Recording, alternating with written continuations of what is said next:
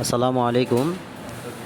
হাসপাতালে দূর দূরান্ত থেকে আগত রোগী যারা ফেনী সদর হাসপাতালে ডাক্তার স্যারদেরকে দেখাতে আসেন, তাদের উদ্দেশ্যে একটা মেসেজ। যেমন কালকে হচ্ছে যে মঙ্গলবার, আমরা অনেক দূর দূরান্ত থেকে সোনাগাজী, চৌদ্দগ্রাম, সেনবাগ, নোয়াখালী, দাগনমইয়া, তারপর হচ্ছে যে মিরসরাই, করারহাট, অনেক দূর থেকে ডাক্তার স্যারদেরকে দেখাতে আসবো। যেমন বেশিরভাগ হচ্ছে ব্যথা বেদনা, ভাঙ্গা চূড়া, অর্থোপেডিক্স। তো এই অর্থোপেডিক্স ডাক্তার কালকে হচ্ছে যে মঙ্গলবার, সপ্তাহের মঙ্গলবার হচ্ছে যে অর্থোপেডিক্স স্যাররা বহির্বিভাগে রোগী চেম্বার করেন না।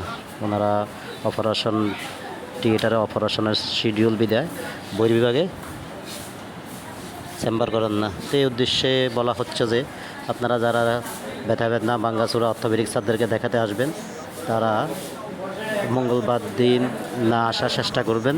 বিশেষ প্রয়োজন না হলে তাহলে আপনারা বুধবারে আসতে পারবেন, বৃহস্পতিবারে আসতে পারবেন, আবার হচ্ছে রোববার, রবিবার, সোমবার, সপ্তাহে 7 দিন যে কোনো একদিন সকালবেলা 8টা থেকে 1টা পর্যন্ত আপনারা হাসপাতালে আসতে পারবেন এবং টিকিট নিয়ে সরাসরি টিকিট কাউন্টার থেকে টিকিট নিয়ে ডাক্তার দেখাতে পারবেন।